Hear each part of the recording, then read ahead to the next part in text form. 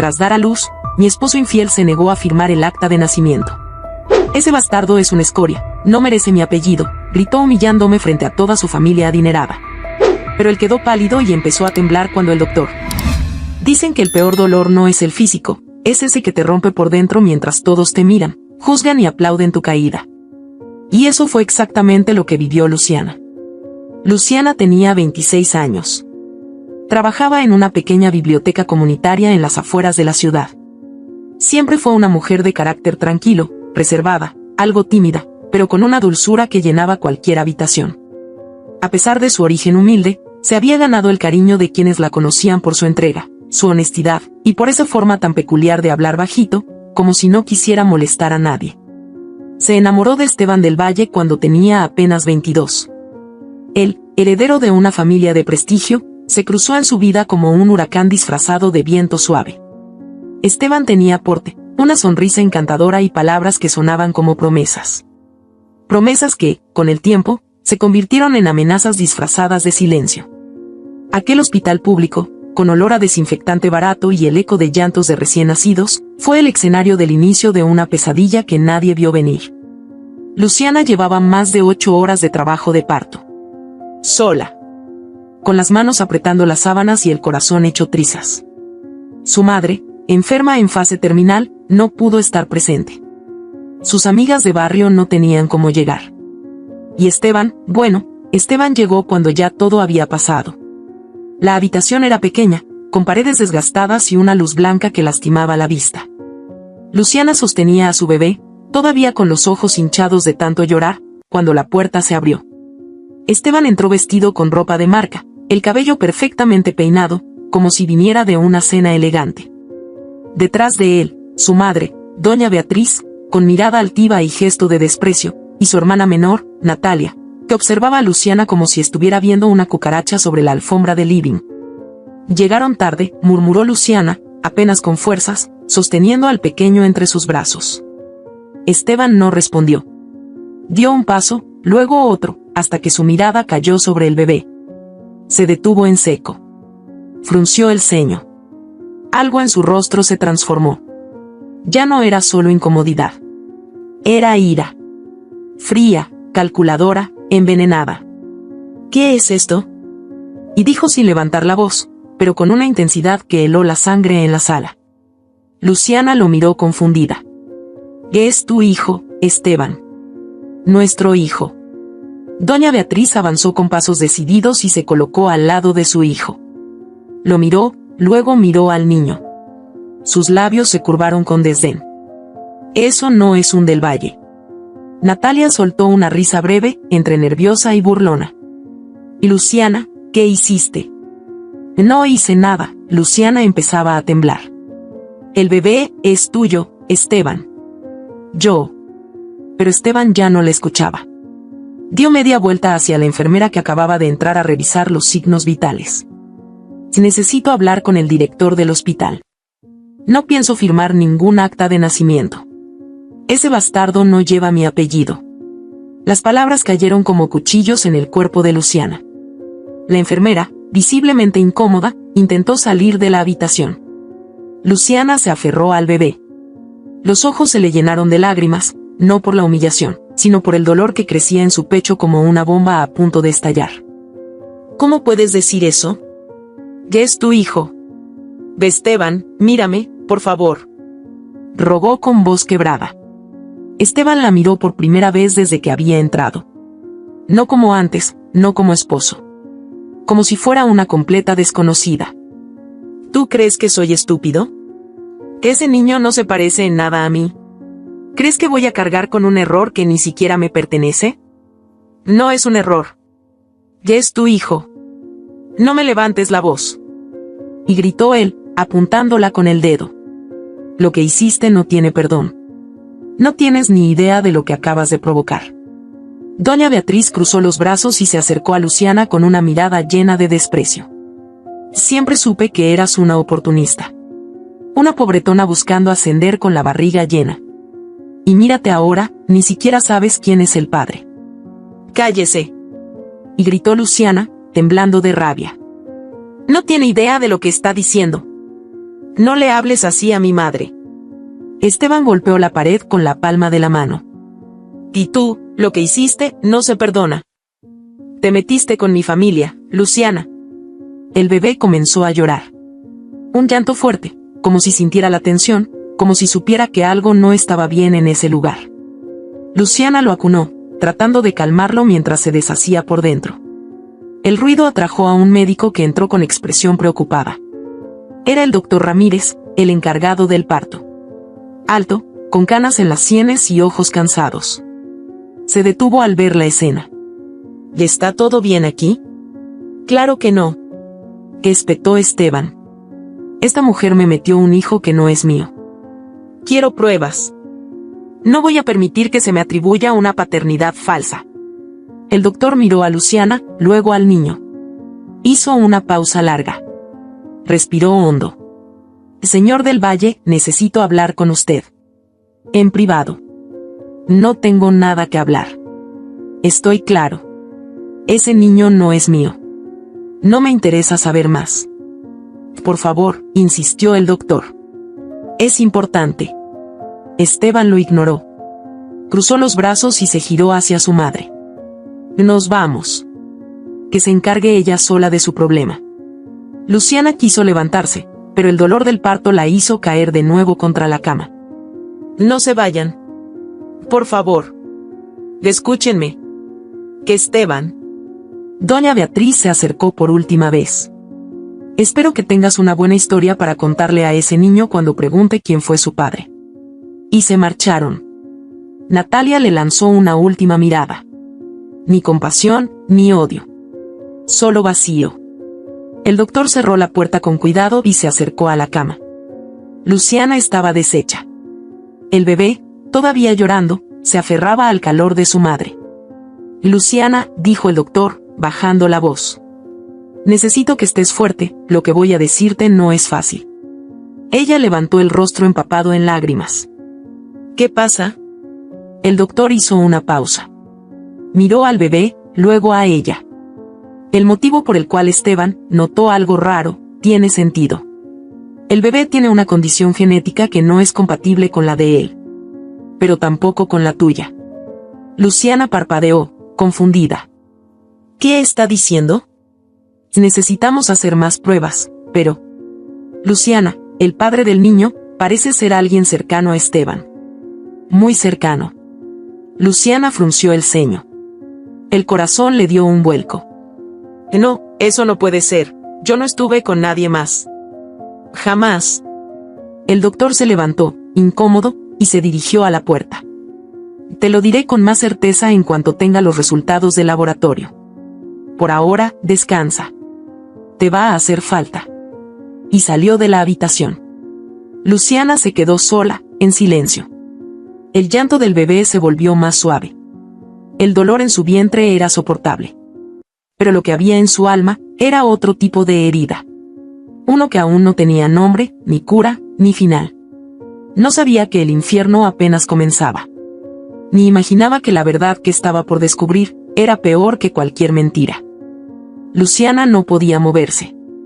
Sentía como si todo el peso del mundo le hubiese caído sobre el pecho. El silencio en la habitación era tan denso que se podía cortar con un suspiro. El doctor ya se había ido. Esteban la había abandonado.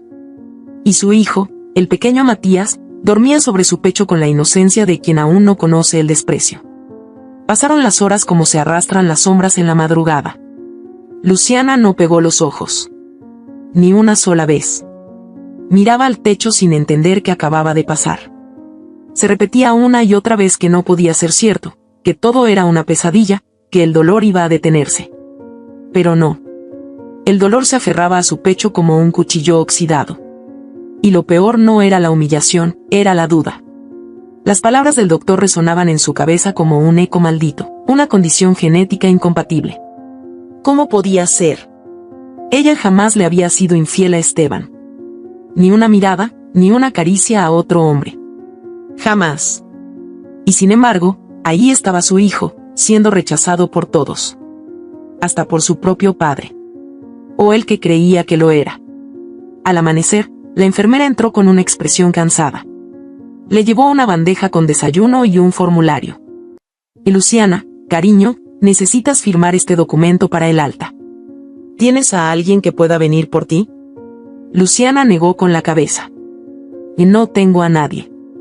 La enfermera suspiró, con esa compasión silenciosa que solo tienen quienes han visto demasiadas tragedias. Puedes quedarte unas horas más. Pero el hospital no tiene cupos. Cuando puedas, tendrás que irte. Luciana asintió. Luego miró a su hijo. No tengo a dónde llevarlo. 2 días después, volvió al pequeño barrio donde había crecido. Calles de tierra, techos de lámina, olor a humedad y a guisos sencillos que llenaban el aire de nostalgia. Allí le esperaba la casita heredada de su madre, en ruinas, con ventanas rotas y sin agua corriente. Luciana entró, con Matías en brazos, y respiró hondo. No era una mansión, pero al menos nadie la juzgaría ahí dentro. Pensó en llorar. Pero ya no le quedaban lágrimas. En la mansión del Valle, mientras tanto, todo era tensión. Esteban había llamado al doctor Ramírez para exigir explicaciones. ¿Qué quiere decir con incompatible? Explíquese bien, exigió, caminando de un lado a otro de su oficina, con un whisky en la mano y la mirada ardida. El doctor, al teléfono, se mantuvo sereno. Señor del Valle, le expliqué en la clínica. Detectamos una condición genética poco común. Coincide con un pariente suyo, pero no con usted. ¿Le está sugiriendo que, qué? ¿Que fue alguien de mi familia? No puedo hacer afirmaciones sin pruebas. Le sugiero una prueba de ADN lo antes posible. Esteban colgó sin responder. Luego miró por la ventana. Su rostro se tensó. Empezó a sospechar. El chofer, que siempre le sonreía demasiado. El jardinero, que alguna vez le preguntó por Luciana con tono curioso. Incluso su propio hermano menor, Tomás, un muchacho de 20 años que pasaba demasiado tiempo en la casa cuando él no estaba. Doña Beatriz entró en ese momento, elegante, con ese aire de superioridad que nunca se quitaba ni para dormir. ¿Y bien? Estoy pidiendo una prueba de ADN. Quiero terminar con esto. De esa mujer, siempre supe que no era de fiar. Se notaba en su ropa, en su forma de hablar. Esa clase de mujeres solo sirve para arruinar apellidos. Esteban apretó los puños. Quiero que se investigue a todos los empleados. A todos. No voy a permitir que nadie manche mi nombre. Mientras tanto, Luciana intentaba sobrevivir. No tenía leche para el bebé. No tenía pañales. Y su cuenta de ahorros había sido bloqueada. Esteban la había eliminado de todo. Hasta del seguro médico. Fue al supermercado del barrio a pedir fiado, pero nadie quiso ayudarla. Luciana, lo siento, pero ya me debes del mes pasado. Y con lo que se dice de ti, mejor no me meto en líos, le dijo el dueño del local, bajando la mirada. Luciana salió del negocio con la dignidad hecha pedazos. Pero justo al cruzar la esquina, una mujer mayor la llamó desde la puerta de una casa con rejas oxidadas. Luciana, ven, niña. Ven, que tú y tu bebé tienen cara de no haber comido. Era doña Marta, vecina de toda la vida, viuda y madre de 7 hijos que ya no vivían con ella. La recibió con una taza de té caliente, pan duro y una mirada de cariño que Luciana no había recibido en mucho tiempo. Yo no sé qué habrás hecho, pero sea lo que sea, ese bebé no tiene la culpa. Y tú necesitas ayuda. Luciana se quebró en llanto por primera vez desde que dejó el hospital. Lloró como una niña pequeña. Lloró sobre la mesa de madera, con Matías durmiendo sobre sus piernas y doña Marta acariciándole el cabello. No entiendo, susurró entre sollozos. Juro por Dios que no estuve con nadie más. No sé qué está pasando. Esa noche, cuando intentó dormir, tuvo un recuerdo borroso. Una imagen fugaz, pero punzante. Una copa de vino. Un mareo extraño. Esteban no estaba. Solo recordaba estar en la casa. Luego todo era bruma. Intentó hacer memoria, pero la sensación era como un grito ahogado. Algo no encajaba.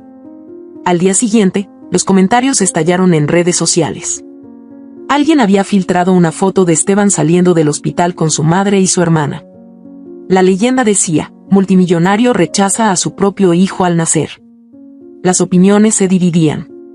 Algunos lo defendían, otros lo crucificaban. Pero todos hablaban. La prensa empezó a husmear. Una periodista joven, Morena García, rastreó a Luciana. Tocó la puerta de doña Marta 2 días después. ¿Es usted Luciana Herrera? Luciana dudó, pero asintió. Quiero contar tu historia. Pero solo si tú quieres. El país merece saber la verdad. Luciana no respondió. Miró a su hijo. El mundo era cruel. Pero tal vez, contar su historia era la única forma de protegerlo. En la mansión del Valle, Esteban recibía los resultados de la prueba de ADN. Estaba solo. Abrió el sobre con manos temblorosas. Leyó. Se detuvo. Leyó de nuevo. Negativo. El bebé no era suyo. Sintió como si algo dentro de él se rompiera. No era tristeza. Era furia. Rabia cruda. Llamó al notario y le pidió que destruyera el acta de nacimiento provisional que habían iniciado. Ese niño murió para mí, dijo mientras arrojaba el sobre al fuego de la chimenea. Horas después, en un bar elegante, Esteban reía con una mujer rubia, joven, perfectamente maquillada. Se llamaba Camila. Estaba en una fiesta de empresarios. Nadie mencionó a Luciana. Nadie mencionó a Matías. Solo copas, risas falsas y cuerpos que buscaban llenar vacíos. Mientras tanto, Luciana iniciaba su búsqueda de trabajo. Con Matías en brazos y un currículum manchado por rumores, recorría oficinas, panaderías, tiendas. Todos decían lo mismo. Lo siento, no estamos contratando. Cayó la noche. Regresó a casa agotada, con los pies hinchados, sin nada más que una bolsa con arroz que doña Marta le regaló. Al entrar, encontró una carta bajo la puerta. Sin remitente. Solo decía, él no era el único en esa casa que te miraba diferente.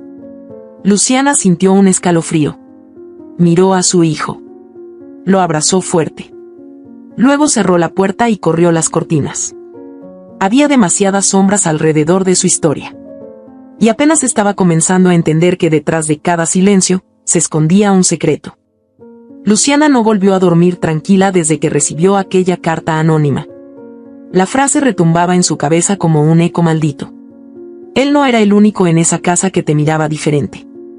Tenía miedo. Miedo real. No de fantasmas, ni de supersticiones, miedo de lo que recordaba y de lo que no. De lo que pudo haber pasado esa noche en la que todo se volvió bruma y los días siguientes se cubrieron de silencio. El bebé comenzó a llorar. Luciana lo abrazó. Matías tenía apenas semanas de nacido, pero sus ojos parecían mirar con la intensidad de alguien que ya había vivido 1000 vidas. Acarició su cabello. Le cantó bajito. Después, se sentó al borde de la cama rota en aquella casa prestada por la vecina, doña Marta, que ahora se había convertido en su único refugio. El mundo la había dejado sola. Pero el tiempo no se detenía. El hambre tampoco. Esa misma noche tomó una decisión. Salió con Matías envuelto en una manta delgada, cruzó el barrio con la frente en alto y fue directo a un edificio de oficinas en la zona industrial. El lugar olía a sudor viejo y cloro barato. Preguntó por la encargada de limpieza. Y necesito trabajo. Lo que sea. Solo pido que me dejen traer a mi hijo conmigo. La jefa la miró con recelo. Esto no es una guardería. Y él no molesta. Dormirá en una esquina. Solo necesito una oportunidad. La mujer suspiró. Estaba cansada y necesitaba a alguien urgente. Está bien. Pero si llora mucho, te vas. No quiero problemas. Esa noche, Luciana limpió pisos de mármol con las manos hinchadas. Matías dormía en una caja con una sábana doblada como colchón. Cada vez que terminaba de pasar el trapo, corría a verificar que respirara. Le dolía el cuerpo. Pero más le dolía la dignidad. A cada esquina que limpiaba, sentía que borraba parte de su historia. Ya no era la esposa de Esteban del Valle. Ya no era nadie. Pasaron los días. Matías comenzó a mostrar síntomas extraños. Respiración entrecortada, fiebre constante, y unos pequeños temblores en las manos. Luciana lo llevó a una sala médica del barrio. El doctor, joven y serio, lo revisó en silencio. Necesitamos hacerle exámenes más completos. Esto podría ser algo más serio. Luciana lo miró con terror. ¿Más serio cómo? Puede ser una condición neurológica o metabólica. No quiero alarmarte sin pruebas. Pero hay señales que no podemos ignorar. ¿Y cuánto cuestan esos exámenes? El doctor dudó. Es 5.000, tal vez 6. Todo depende de lo que se necesite. Luciana sintió que le arrancaban el aire. No tenía ni 100. Esa noche no comió. Vendió su único anillo, el que Esteban le había dado cuando le prometió una vida digna. Lo cambió por 2 latas de fórmula y 1 kilo de arroz. Al día siguiente, fue al centro jurídico municipal. Una sala con paredes llenas de humedad y papeles amontonados. La atendió una abogada joven, Clara Gómez. Tenía ojeras, pero los ojos encendidos. Escuchó su historia sin interrumpir. Quiero obligar al padre de mi hijo a hacerse responsable. Clara tomó nota. ¿Tienes el acta de nacimiento? Luciana bajó la cabeza. Él lo destruyó. Dijo que ese niño no merecía su apellido. Clara la miró con seriedad. Vamos a empezar por una demanda por filiación y alimentos. ¿Tienes pruebas de que estuvieron casados? Luciana sacó una carpeta rota. Había una foto de su boda, una copia simple del acta de matrimonio, y un par de recibos a nombre de ambos. Esto sirve por ahora. Pero necesitas un examen genético oficial. Luciana tragó saliva. Ya lo hicieron. Salió negativo. Dijo que no era su hijo. Clara levantó las cejas. ¿Y tú estás segura de que no estuviste con nadie más? Luciana levantó la mirada, herida. Yo no recuerdo nada. Solo una noche me sentí extraña. Como si algo no estuviera bien. Pero no hice nada. La abogada asintió. No preguntó más. Hay cosas que duelen más que un resultado. Yo voy a ayudarte. No te prometo milagros, pero sí justicia. En la mansión del Valle, el ambiente se había vuelto denso. La prensa empezaba a presionar. Algunos medios querían saber por qué un bebé había sido rechazado públicamente por una familia tan influyente. Las redes sociales no perdonaban. El apellido del Valle comenzaba a estar ligado a escándalo. Esteban, desesperado por limpiar su imagen, ordenó una campaña de control mediático. Compró titulares, silenció medios locales, contrató expertos en reputación digital. Pero dentro de la casa, la tensión no podía ocultarse. Don Álvaro, el padre de Esteban, había regresado de un viaje de negocios. Siempre elegante, siempre con su sonrisa medida. Era de esos hombres que no gritaban, pero con una sola mirada hacían temblar a una sala entera. Esteban lo recibió en el estudio. Padre, necesito saber si alguien de la familia hizo algo con Luciana. Don Álvaro lo miró fijamente. ¿A qué te refieres? Tú sabes a qué me refiero. Ella asegura que no estuvo con nadie.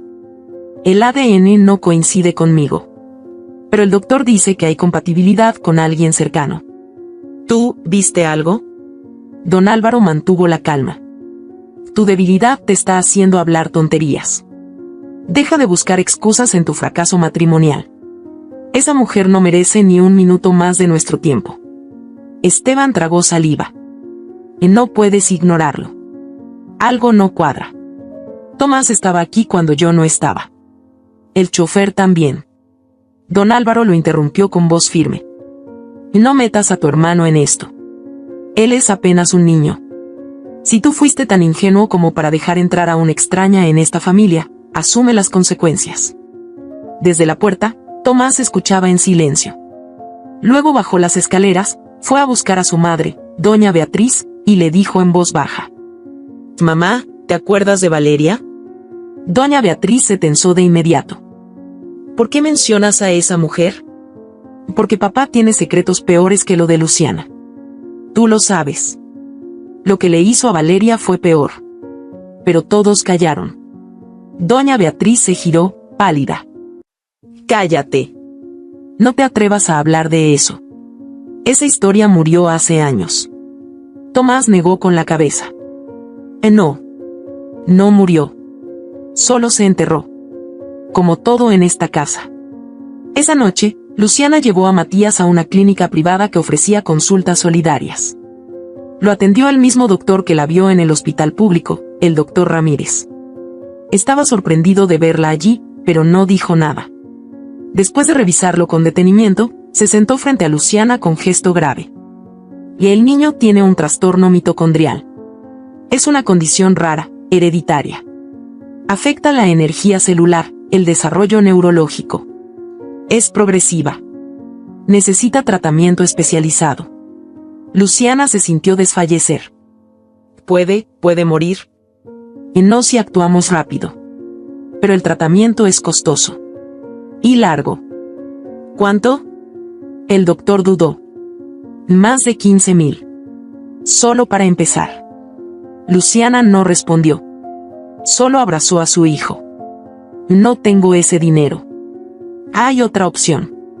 Si encontramos a un familiar compatible, podríamos iniciar una terapia alternativa.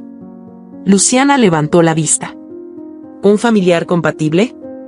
Necesitamos analizar el ADN de los posibles padres. Si encontramos a alguien con una coincidencia genética específica, podríamos trabajar con eso. Luciana cerró los ojos. Sintió el mundo girar. Recordó todo. El rechazo. El abandono. El desprecio. ¿Y si el único compatible está en una familia que me odia? El doctor la miró con compasión. Entonces tendrás que decidir si enfrentas ese odio, o dejas que el silencio lo consuma todo. Esa noche, en su pequeña habitación, Luciana miró a Matías mientras dormía. A su lado, el sobre de los resultados genéticos que ella misma había solicitado con ayuda de Clara. Lo abrió con manos temblorosas. Lo leyó palabra por palabra. El resultado no era el mismo que el del hospital. El nuevo informe decía algo más. Había coincidencia. Pero no con Esteban. Con otro miembro de la familia del Valle. Luciana dejó caer el papel. El mundo se volvió oscuro. Y por primera vez, sintió que su historia era apenas la superficie de un abismo mucho más profundo. Porque si lo que ese papel decía era verdad, entonces el verdadero padre de su hijo no solo era alguien cercano a Esteban. Era alguien que había destruido muchas vidas antes que la suya. Luciana dejó caer el sobre. Cayó al suelo sin hacer ruido, pero el impacto fue tan real como si el mundo hubiese estallado dentro de esa pequeña habitación. El aire se hizo denso, irrespirable. La imagen de don Álvaro del Valle apareció en su mente como una sombra vieja, elegante, con esa sonrisa refinada que escondía algo oscuro, algo que ella no había querido ver. La coincidencia genética no dejaba dudas. No era una suposición. Era un dato. El verdadero padre de Matías vivía detrás de los ventanales de una mansión que ella había llamado hogar. Y tenía su mismo apellido. Luciana apretó a Matías contra su pecho, como si el calor de su cuerpo pudiera protegerlo de lo que estaba por venir. No lloró. No gritó. Se quedó quieta, sintiendo un vacío que no sabía cómo llenar. Por primera vez, no era solo víctima del abandono, sino del silencio cómplice de una familia entera. Y ese silencio, lo entendía ahora, era el enemigo más cruel. Esa misma noche, pidió una reunión con Clara, la abogada que le estaba ayudando. Y no quería creerlo. Pero ya no puedo seguir callando, le dijo mientras colocaba el sobre con los resultados sobre la mesa de la pequeña oficina. Clara lo leyó en silencio. No parpadeó. No dijo nada durante largos segundos. ¿Don Álvaro del Valle? Murmuró al fin. Luciana asintió, la mirada vacía. ¿Qué vas a hacer?, preguntó Clara. Luciana no respondió de inmediato. Luego levantó la cabeza. Voy a buscar a doña Beatriz. Ella lo sabe. Siempre lo supo. Al día siguiente, se presentó sin previo aviso en la mansión. El portero dudó, pero al verla con la cara firme, cargando a su hijo, la dejó pasar. Caminó por el jardín impecable, por los pasillos que una vez recorrió con ilusiones, hasta llegar al salón principal. Doña Beatriz estaba sentada, tomando té con su hermana. Al verla, torció los labios. Qué atrevimiento presentarte aquí después de todo el daño que le hiciste a esta familia. Luciana no se inmutó. Necesito hablar con usted. A solas. La hermana de Beatriz se levantó sin decir palabra. La tensión llenó el aire. La matriarca dejó la taza en su plato con un gesto lento. Tienes 5 minutos. No estoy aquí por su hijo. Estoy aquí por el suyo. Por el otro. Beatriz parpadeó. El silencio se volvió helado. Sé que el verdadero padre de mi hijo es don Álvaro. Lo tengo confirmado. Y usted lo sabía. ¿Qué estás insinuando? Intentó decir, pero Luciana la interrumpió. No estoy insinuando. Estoy afirmando. Y usted va a ayudarme. Porque esto no se trata solo de mí. Doña Beatriz se puso de pie. Sus manos temblaban, apenas perceptibles. No sabes lo que estás diciendo. No tienes idea de lo que significa acusar a un hombre como mi esposo. Luciana no retrocedió. ¿Y Valeria? ¿Tampoco sabía lo que hacía cuando gritaba? ¿O ella también fue silenciada con dinero? Los ojos de Beatriz se abrieron de golpe. Ese nombre. Ese recuerdo que había permanecido encerrado como un cadáver en el fondo de la memoria. ¿Cómo sabes ese nombre? A Tomás lo mencionó. Y hay un patrón. Su esposo no es nuevo en esto. Y su silencio lo hace cómplice. Beatriz dio un paso atrás, tambaleando. Luego se dejó caer en el sillón como si el peso de los años, de los secretos, le cayera encima de golpe. Valeria era una chica joven. Trabajaba aquí. Un día desapareció. Dijeron que se fue sin avisar. Pero yo sabía que no era cierto. La vi llorar. Vi sus moretones. Vi cómo evitaba a Álvaro. Lo supe. Pero tenía miedo. Luciana no dijo nada. Solo la observó. Álvaro me advirtió que si hablaba, destruiría todo. A mis hijos. A mí. Y le creí. Porque siempre cumple sus amenazas. ¿Y por eso permitiste que repitiera lo mismo conmigo? Beatriz bajó la cabeza. El silencio fue su respuesta. Esa noche, Luciana y Clara investigaron a Valeria. No había registros recientes. Solo una denuncia policial por desaparición voluntaria, cerrada meses después por falta de pruebas. Clara se conectó a una base de datos médica. Tardaron horas. Hasta que encontraron algo. Una paciente llamada Valeria Domínguez. Diagnóstico: psicosis no especificada. Hospitalizada en una clínica privada fuera de la ciudad. ¿Una clínica psiquiátrica?, dijo Luciana, incrédula. Encierro forzado. Si está ahí desde entonces, tiene más de 4 años internada. Esto no es casual. Decidieron ir al día siguiente. Clara hizo la gestión. Usó su título de abogada para acceder, aunque solo como visita superficial. No podían revelar aún los motivos reales. Luciana esperó en el auto. Desde la ventanilla vio pasar enfermeros, médicos, pacientes caminando en círculos. El lugar tenía rejas altas y cámaras en cada esquina. No era un hospital. Era una prisión blanca. Clara regresó al cabo de 1 hora, con los ojos empañados. La vi. No habla. No se mueve. La tienen sedada todo el tiempo. Tiene marcas en los brazos. Como si hubiera intentado, no pudo terminar la frase. Luciana bajó la cabeza. El aire se volvió pesado. Está viva. Pero ya no es libre. Como yo. Esa misma semana, un periodista que llevaba tiempo tras el caso publicó un audio filtrado. Se trataba de una grabación antigua, sin fecha, sin contexto. Se escuchaba una voz femenina, angustiada, gritando. Me drogó, yo no quería, no podía moverme, por favor, ayúdenme. Las redes explotaron. Algunos decían que era falso. Otros aseguraban que reconocían la voz. Clara logró rastrear el origen. Era parte de una serie de archivos médicos de la misma clínica donde estaba Valeria. Alguien había vendido el audio por dinero. Alguien que ya no trabajaba ahí. Luciana escuchó el audio 3 veces. La tercera vez, se le heló la sangre. Era su voz. Clara también lo entendió. No dijo nada. Solo la miró. Esteban, en su despacho, lo escuchó por primera vez en el móvil que le llegó con un enlace anónimo. Lo puso en altavoz. Cuando escuchó ese grito, ese tono quebrado, esa desesperación, sintió que algo se partía dentro de él. Cerró los ojos. Visualizó el recuerdo. La noche en que salió de viaje por trabajo. Estaba en el extranjero. Y antes de irse, le dijo a su padre que Luciana se quedaría sola en la casa. Papá estaba esa noche, solo con ella. El vaso que tenía en la mano cayó al suelo y se hizo trizas. El eco del vidrio fue el mismo eco que retumbaba en su cabeza. Y entonces lo entendió.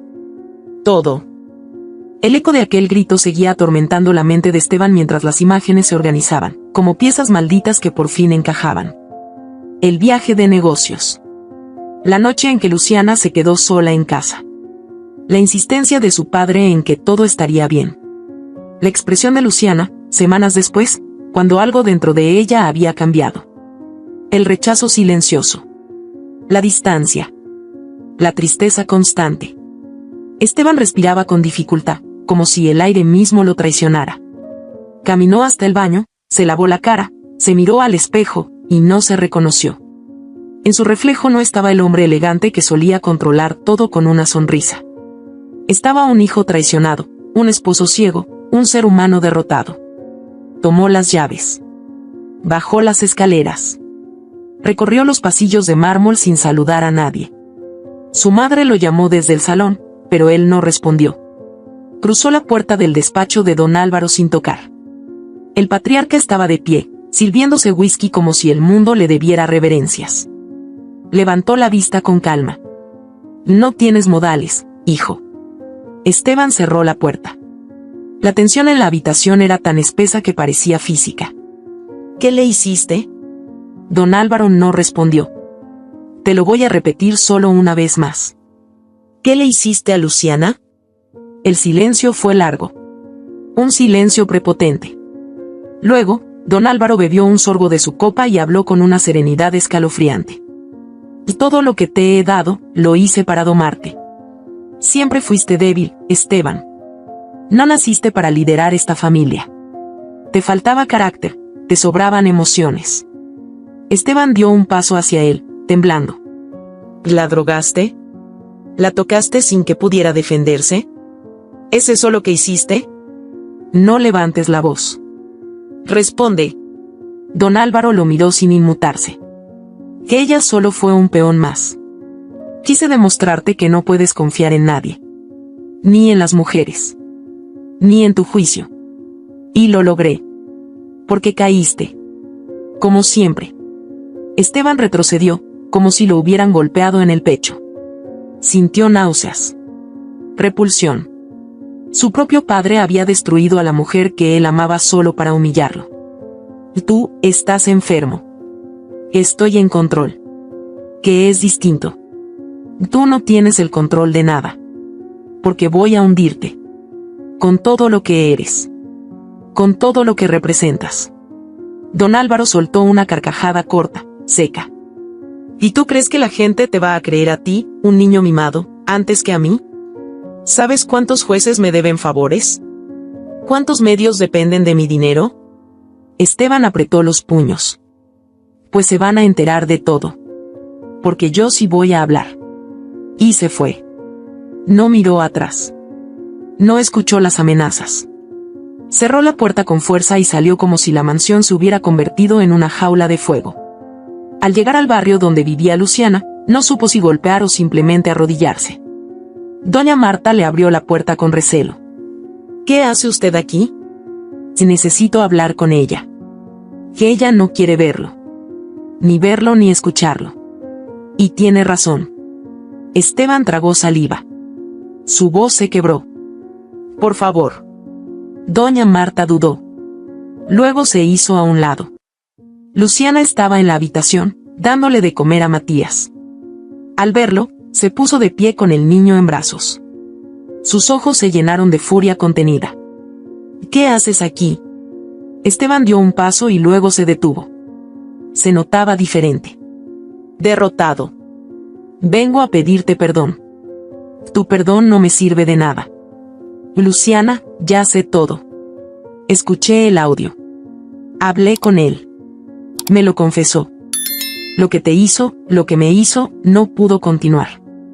La voz se le quebró por completo. Luciana sintió un nudo en el pecho. Lo supo. Sin necesidad de que dijera más. Pero no podía permitirse sentir compasión. No todavía.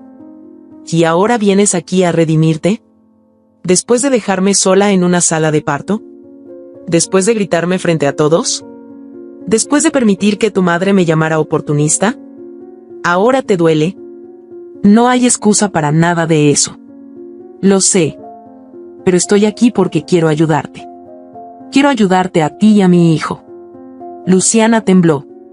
Y él no es tu hijo. Es mi hijo aunque no lleve mi sangre.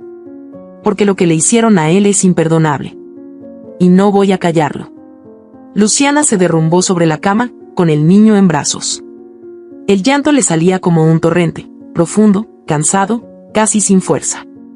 Esteban quiso acercarse, pero ella alzó la mano. No te acerques.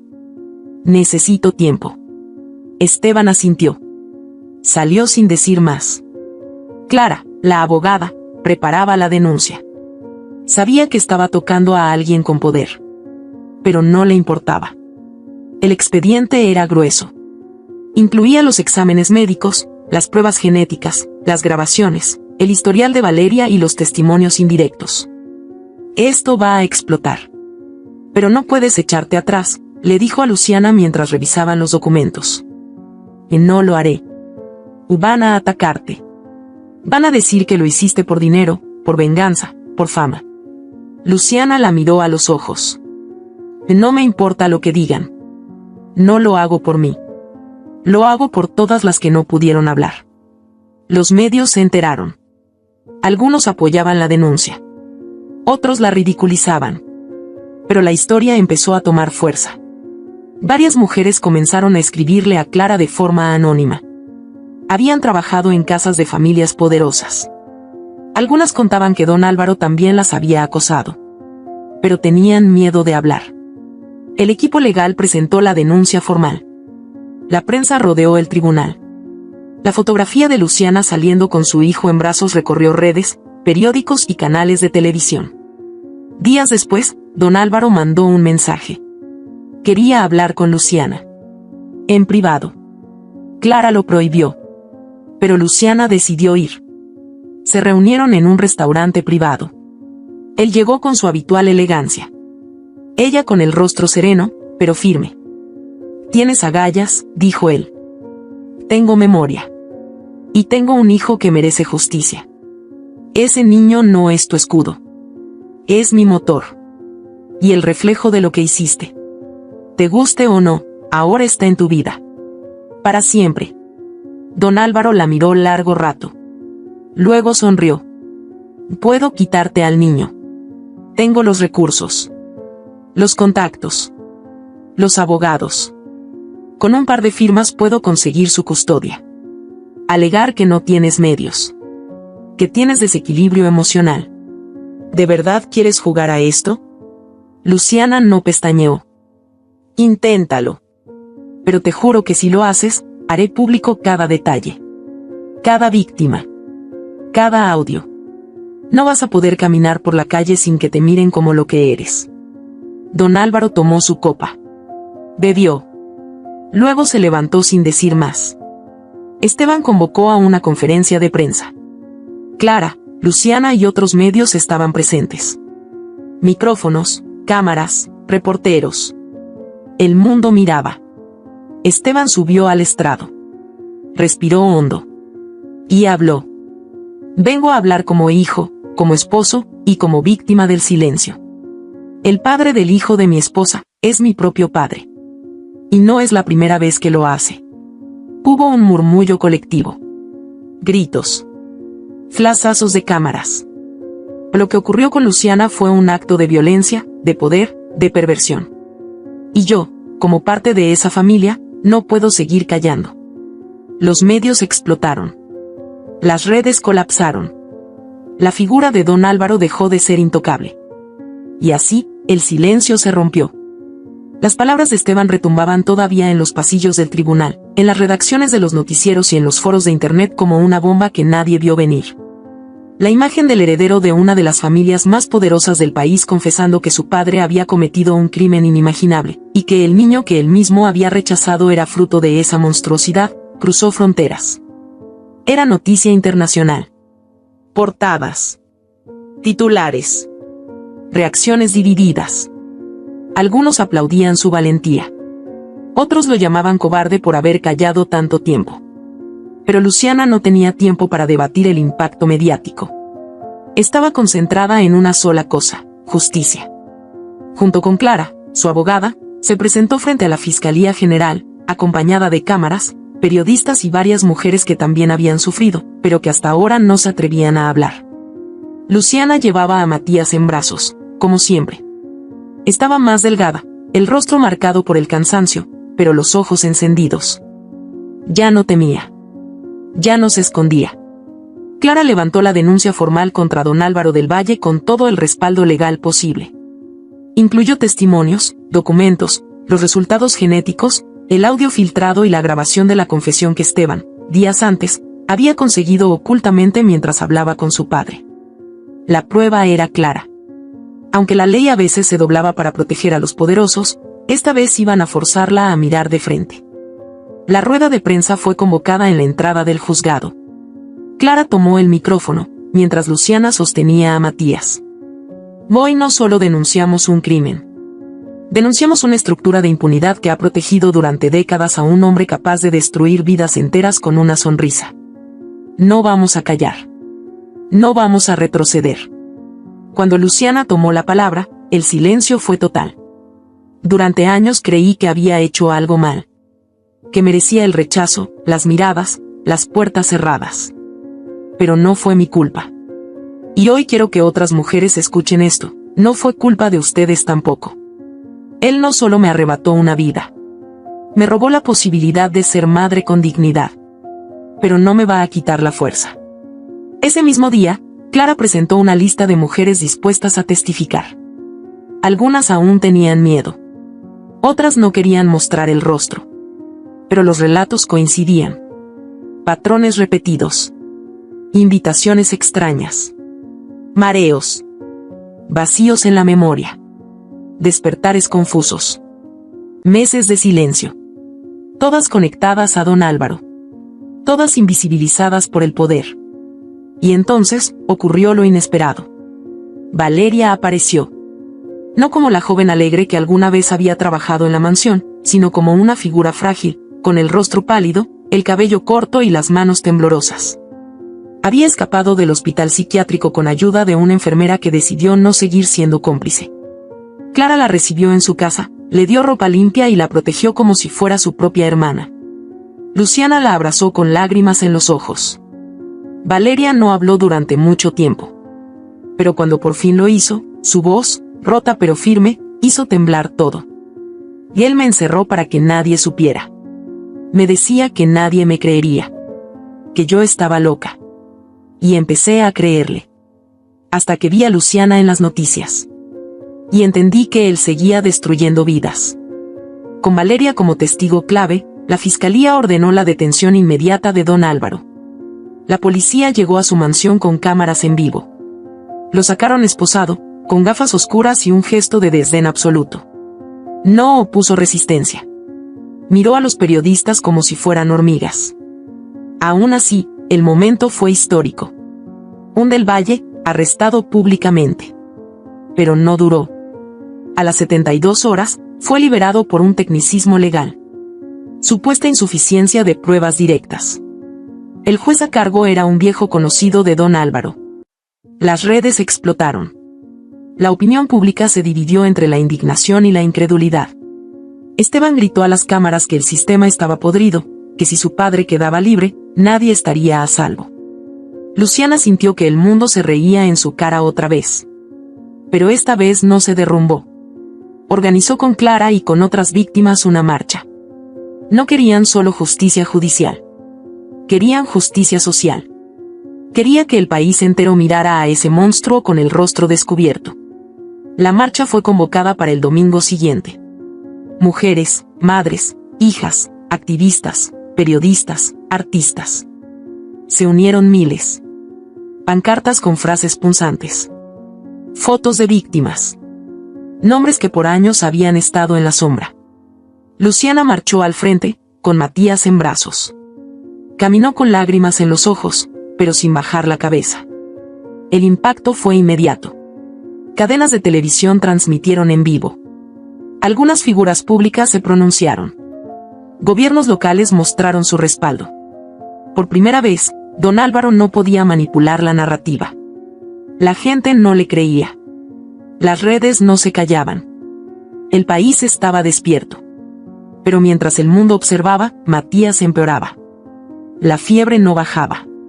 Su cuerpo se debilitaba. No quería comer.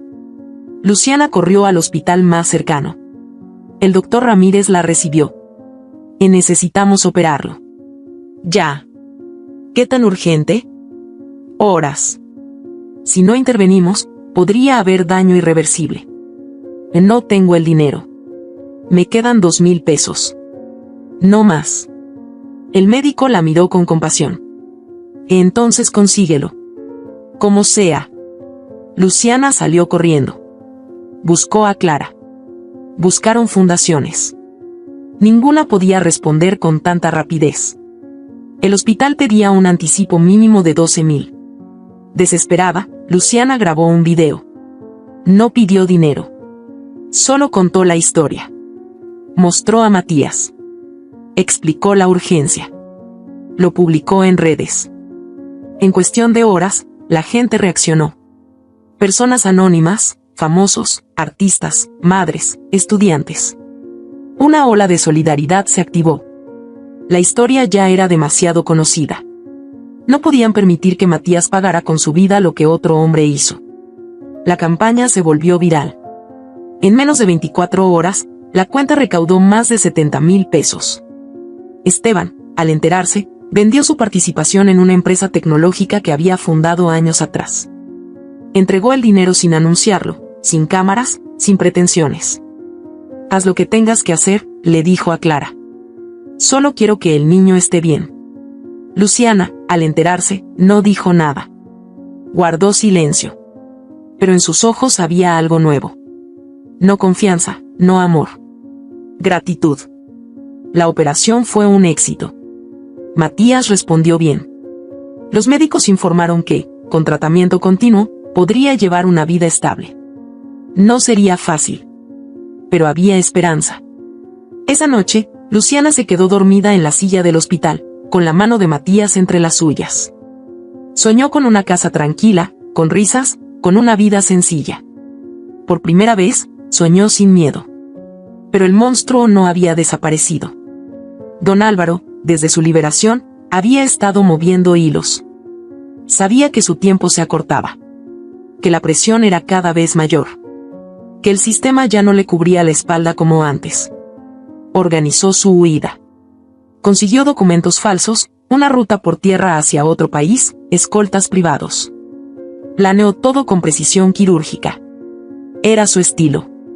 Hacer todo en silencio. Sin ruido. Sin dejar rastros. Lo que no sabía era que su propio hijo, Esteban, había puesto un investigador privado detrás de él. Estaban siguiendo sus movimientos, esperando el momento exacto para intervenir. La alerta llegó a Clara. Clara llamó a Luciana. Luciana llamó a la policía. El plan era sencillo. Don Álvaro saldría del país esa noche. Viajaría al extranjero usando una identidad falsa. El aeropuerto era el punto clave. Había que actuar allí. 1 hora antes de abordar. Luciana no dudó. Tomó un taxi. Fue al aeropuerto. No avisó a la prensa. No buscó espectáculo. Solo justicia. Lo encontró en la fila VIP, con un pasaporte falso y 2 escoltas. Lo miró. Él la miró. ¿Otra vez tú?, dijo con arrogancia. Luciana no respondió. Se giró.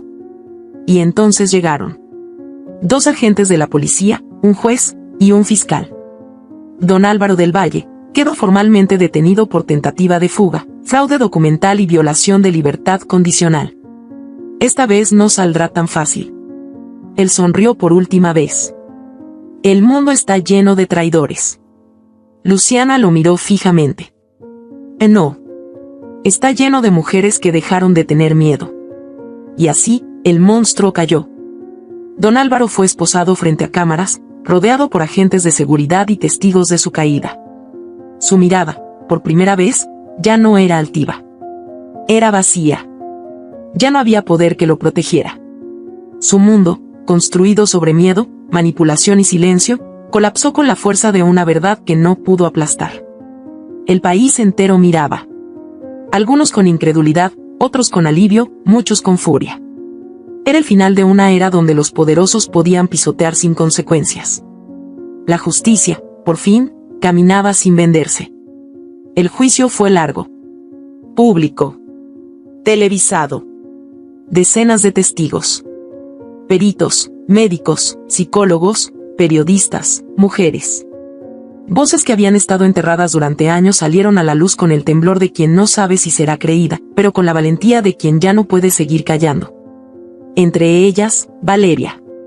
Su testimonio paralizó la sala. Habló con voz temblorosa, pero clara. Describió el infierno con detalles que nadie podía ignorar. Cada palabra era una bofetada al sistema. Luciana también declaró. Sostuvo a Matías en brazos mientras hablaba. No dramatizó. No lloró. Habló como una madre que ya no tiene miedo.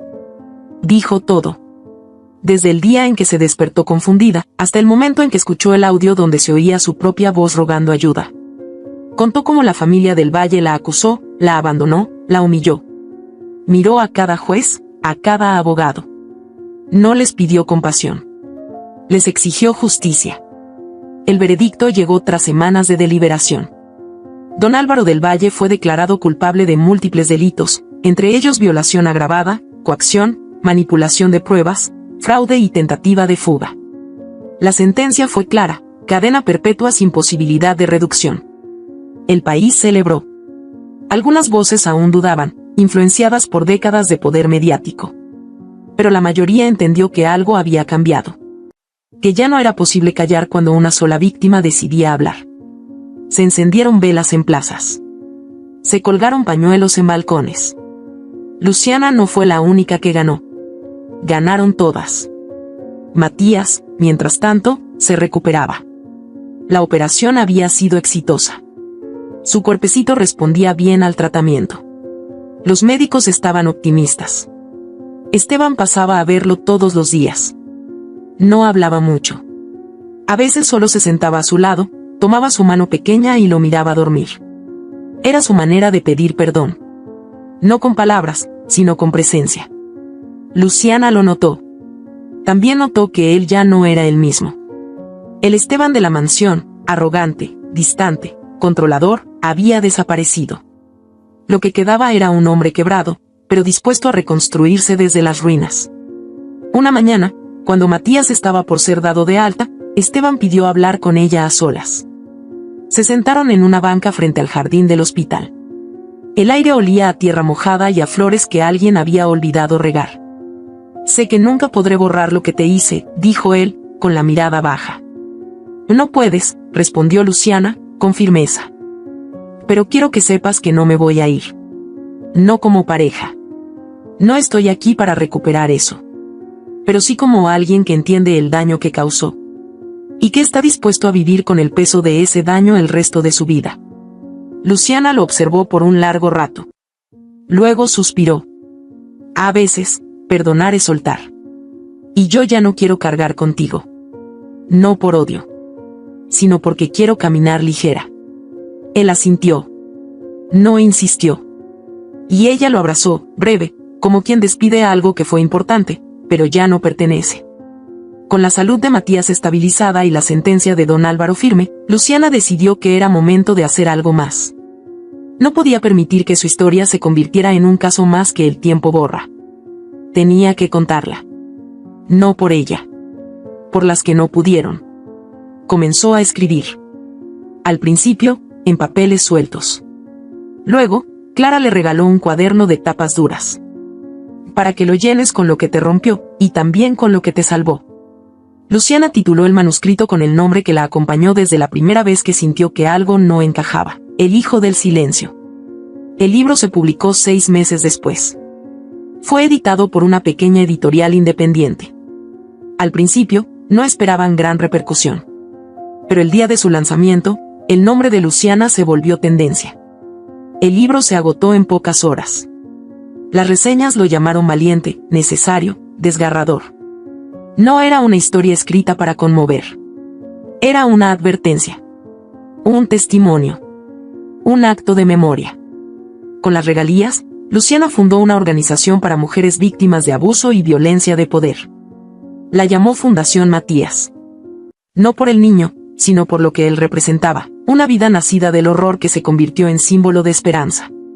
Ofrecía asistencia legal gratuita, talleres de recuperación emocional, refugio temporal y orientación médica. Las mujeres llegaban de todas partes. Con miedo. Con heridas. Pero con la certeza de que ya no estaban solas. Valeria fue una de las primeras voluntarias. Clara se convirtió en su aliada jurídica. Doña Marta, en una especie de madrina honoraria. Esteban colaboraba de forma silenciosa, organizando donaciones, usando sus contactos, sin buscar protagonismo. Luciana se convirtió en una figura pública, a pesar de no quererlo. La invitaban a congresos, universidades, programas de televisión. Pero solo aceptaba cuando sabía que podía hablar con sinceridad. Sin maquillaje. Sin discursos prefabricados. Su historia no era un producto. Era una herida abierta que había decidido no esconder más. Pasaron los años. Matías creció rodeado de amor. No preguntó mucho al principio. Era un niño curioso, feliz, con una risa contagiosa y una inteligencia precoz. Sabía que su historia era especial. Que su madre era fuerte. Y que, de algún modo, su existencia había cambiado la vida de muchas personas. Cuando cumplió 6 años, Luciana le escribió una carta. Querido hijo, naciste en el silencio, pero tu voz ha despertado al mundo. No te crié para que seas valiente, porque eso ya lo eres. Te crié para que seas libre. Para que entiendas que tu origen no te define. Lo que te define es el amor que diste y recibiste. Y tú, Matías, has sido mi mayor lección de amor. La última escena ocurrió una tarde tibia de marzo. El cielo tenía un azul limpio, casi irreal. Luciana caminaba por un sendero rodeado de árboles, con Matías en brazos. Ya no era un bebé. Pero le gustaba abrazarla como cuando era pequeño. Ella lo alzó, lo apoyó sobre su cadera y miró al cielo. No dijo nada durante varios segundos. Matías le acarició el rostro. ¿Estás bien, mamá? Ella sonrió. No con tristeza. Con paz. Y el dolor me rompió, pero tú me reconstruiste. Y siguieron caminando. ¿Qué te ha parecido esta historia? Hay muchas personas que, como Luciana, están viviendo batallas silenciosas todos los días. Nuestra esperanza es que su voz también haya resonado dentro de ti. Si esta historia tocó tu corazón, compártela. Haz que más personas se sientan acompañadas. Sé parte del cambio. Cuéntanos en los comentarios, ¿qué habrías hecho tú en su lugar? ¿Desde qué ciudad nos estás viendo? Leerte nos hace sentir más cerca de ti. Y si aún no lo has hecho, dale like, suscríbete y activa la campanita. Cada gesto tuyo es una señal de que estas historias deben seguir contándose. No te vayas todavía, ya está apareciendo en tu pantalla nuestra próxima historia conmovedora. Haz clic en cualquiera de ellas y sigue explorando este universo de relatos reales, conmovedores y necesarios. Gracias por estar aquí. Gracias por sentir con nosotros. Te mandamos un abrazo enorme, donde sea que estés. Nos vemos en el próximo video.